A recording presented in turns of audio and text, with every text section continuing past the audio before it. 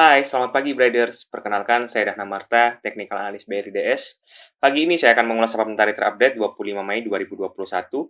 Saham mentari adalah sajian pagi menu trading dari BRI dan Reksa Sekuritas yang berisi rangkuman terupdate dari pergerakan indeks, currency, dan komoditi. Terdapat pula update berita dan rekomendasi saham yang menarik secara teknikal yang dapat dijadikan referensi untuk mengambil keputusan dalam melakukan transaksi saham. Pagi ini saya akan update dari Key Index Performance. IHSG dan LQ45 pada perdagangan Senin ini bergerak variatif. IHSG mencoba melewati resisten 5.800 namun gagal. IHSG ditutup melemah 0,16% dan LQ45 naik tipis 0,03%. Pergerakan variatif IHSG menunjukkan sikap wait and see yang dilakukan pelaku pasar menanti hasil RDG yang diumumkan sore ini. Selain itu, adanya kekhawatiran akan meningkatnya kasus COVID-19 di negara-negara Asia dan juga lockdown di beberapa negara Asia Tenggara seperti Malaysia, Singapura, dan juga Taiwan. Ini menambah kekhawatiran pelaku pasar saat ini. Hal serupa ditakutkan akan terjadi juga di Indonesia setelah kembali dari libur lebaran yang cukup panjang. Investor asing tercatat net buy kemarin cukup lumayan sekitar 388 miliar rupiah, namun belum merata, hanya terfokus pada saham BBRI dan juga BBCA saja.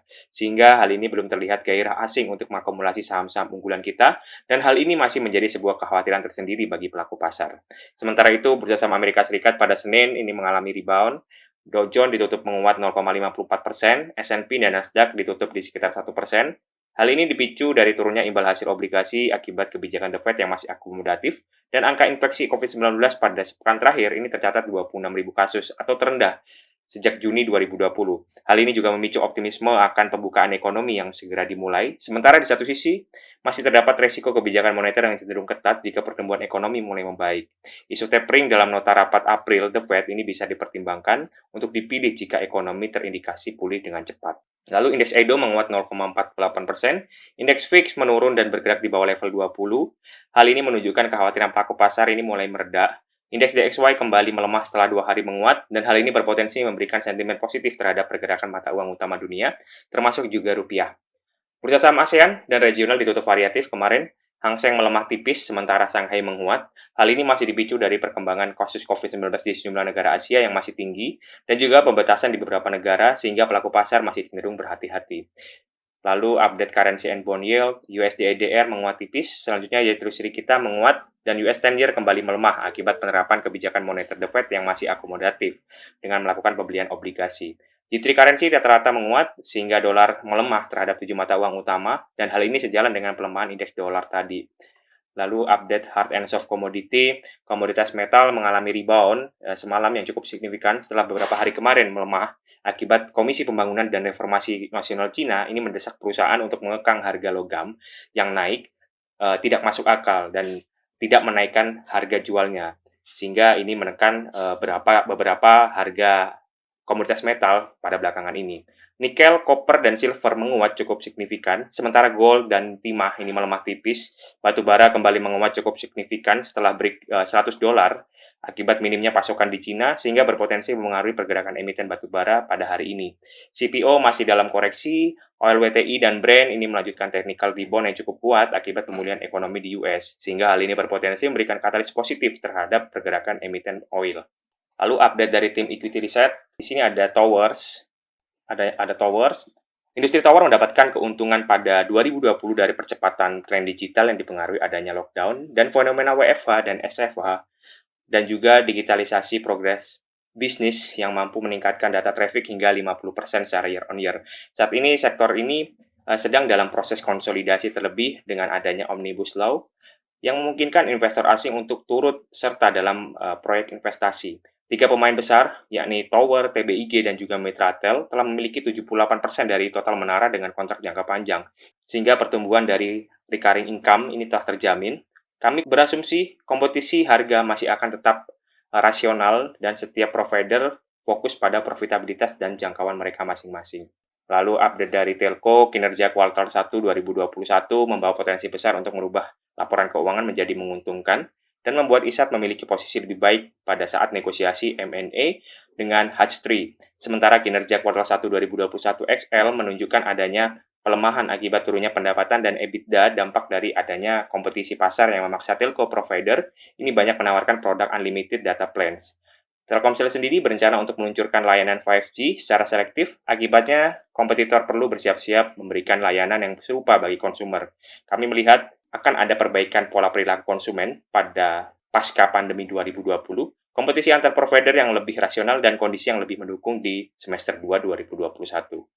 Sementara itu, update dari media, optimisme pada 2021 mulai nampak ditandai dengan pertumbuhan pada ADEX atau Advertising Expense sebesar 18% dari kuartal 1 2021. Tren positif ini dikonfirmasi ulang oleh SCMA yang membukukan pertumbuhan pendapatan pada kuartal 1 2021 ini sebesar 3,5% secara year on year. Sementara MNCN sebagai market leader bahkan membukukan pertumbuhan yang lebih besar lagi. Estimasi kami adalah pada belasan persen. Kami optimis target pertumbuhan pendapatan dan laba bersih utama dapat mencapai 7,4% dan 17,6% yang disokong oleh pemulihan ekonomi dan meningkatnya daya beli sehingga volume penjualan produk FMCG ini dapat meningkat dan sebagai dampaknya peningkatan dari potensi ADEX. Lalu update dari industrial estate, kami masih mempertahankan rekomendasi buy untuk sektor industrial estate dikarenakan valuasi menarik pada 1 SD dan rata-rata diskon 5 tahun terhadap NAV. Kami memperkirakan tetap akan ada pertumbuhan terhadap prospek penyerapan area industri pada full year 2021 dan pola perbaikan penjualan akan mulai tampak pada semester 2 2021. Pilihan utama kami di sektor ini adalah SSIA yang diperkirakan akan membukukan penjualan pertamanya pada Subang Industrial Estate pada kuartal 4 2021. Untuk selengkapnya, Bradit bisa cek detailnya di official Telegram kami, dan linknya ada di caption di bawah ini ya. Lalu update dari trading ideas, hari ini IHSG secara teknikal diprediksi bergerak mix dengan kecenderungan menguat terbatas, indikator MACD negatif melemah, indikator stokastik oversold, dan IHSG diprediksi bergerak di rentang 5.721 hingga 5.850. Selanjutnya, beberapa saham yang menarik secara teknikal ada ITMG, rekomendasi trading buy untuk ITMG, trading range di area 12.600 sampai 13.575. Lalu ada Inco, buy on weakness untuk Inco, trading range di area 4.250 sampai 4.820. Lalu ada Akra, buy on weakness juga untuk Akra, trading range di area 3.000 sampai 3.220. Selanjutnya ada Ali rekomendasi sell, trading range di area 8.375 sampai 9.200. Dan yang terakhir ada BDML, rekomendasi sell, trading range di area 2.310 sampai 2.480. Volume transaksi meningkat, indikator MACD negatif menguat, indikator stokastik oversold, dan RSI-nya oversold. Lalu update stock pick pada hari ini, untuk rekomendasi trend trade yang memiliki rentang waktu hold position dalam 30 hari, dan jika ada tanda bintang itu berarti rekomendasi baru, kita mempertahankan Tower, CTRA, Bank Mandiri, dan kita menambahkan ITMG untuk rekomendasi buy. ITMG target price-nya di 15.275 dan untuk stop loss di 11.500. Untuk pola yang terbentuk ada Descending Triangle, ini baru hari pertama. Lalu rekomendasi swing trade yang memiliki rentang waktu hold position kurang lebih 3-10 hari dan jika ada tanda bintang itu rekomendasi baru, kita mempertahankan ERA untuk rekomendasi buy dengan target price 685 dan kita baru saja menambahkan SOCI dengan target price di 266, stop loss di 200. Di sini potensial cup and handle di SOCI. Lalu rekomendasi day trade ada 15 saham untuk trading harian. 8 sahamnya rekomendasi buy dan sisanya rekomendasi sell. Di antaranya ada Inco, ITMG, Akra, LPF, hingga Tekim dan juga Japfa. Demikian ulasan supplementary pada pagi hari ini. Jangan lupa like, subscribe, dan komen ya Traders agar informasi ini sampai ke seluruh investor pasar modal Indonesia. Terima kasih dan happy trading Traders.